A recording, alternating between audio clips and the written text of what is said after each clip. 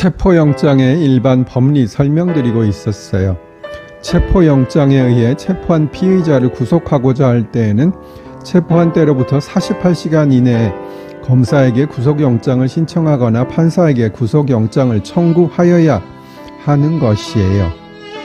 비법조인들은 구속영장과 체포영장을 혼동하는 경우도 많겠지요. 신체의 자유가 제한되는 것은 마찬가지니까요.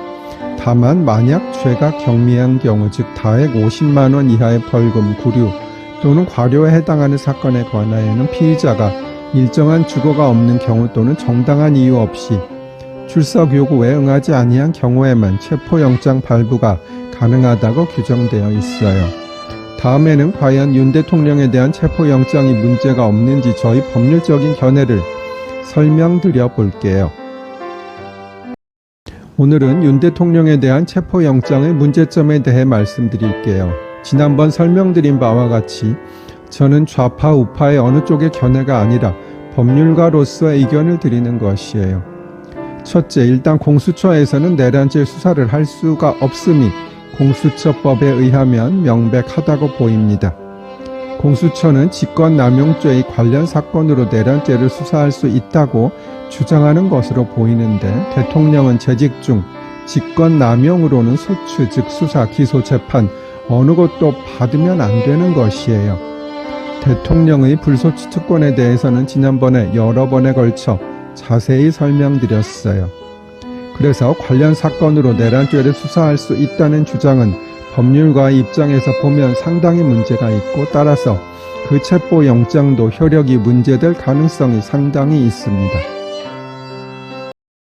윤 대통령에 대한 체포영장의 문제점 설명드리고 있었어요. 첫 번째는 공수처가 이를 청구한 것이 문제라고 설명드렸고요. 두 번째는 관할의 문제예요. 공수처는 원래 서울중앙지방법원 이하 서초동법원이라 할게요. 사건을 기소하기에 공수처법 31조에 규정되어 있어요. 따라서 여태까지 공수처가 영장을 청구할 때에는 항상 서초동법원에 한 것으로 알고 있어요. 그런데 이번에는 서울 서부지방법원 이하 서부법원이라고 할게요. 청구를 했고요. 물론 예외적으로 피고인의 특별한 사정을 고려하여 관할을 피고인의 주소, 거소 또는 현재지로 할 수 있다고 공수처법은 규정하고 있어요. 윤 대통령의 체포영장의 문제점 중 관할에 대해 설명드리고 있었어요. 공수처 사건의 영장은 원칙적으로 서초동 법원에 관할이 있고 서부 법원에는 특별한 사정을 고려하여 청구할 수 있다고 설명드렸어요. 공수처는 이 특별한 사정에 대해 사건의 공정성과 신속한 처리, 법원의 특정 권력기관과의 독립성 등을 고려했다고 밝혔다고 해요. 1. 서초동 법원은 공정하지 못하고 서부 법원은 공정하다는 것인지 누가 봐도 말이 안 되지요. 이 신속한 처리를 말하는데 서부 법원은 빨리 되고 서초동 법원은 늦게 된다는 것 역시 부적절하고요. 혹시 거리가 서부 법원이 더 가깝다는 것인지 하고 찾아보니 공수처는 과천에 있어서 서초동 법원이 훨씬 더 가깝네요. 윤 대통령의 체포영장이 원래의 관할 법원인 서초동 법원이 아니라 서부 법원에 청구된 것의 문제점 설명드리고 있었어요.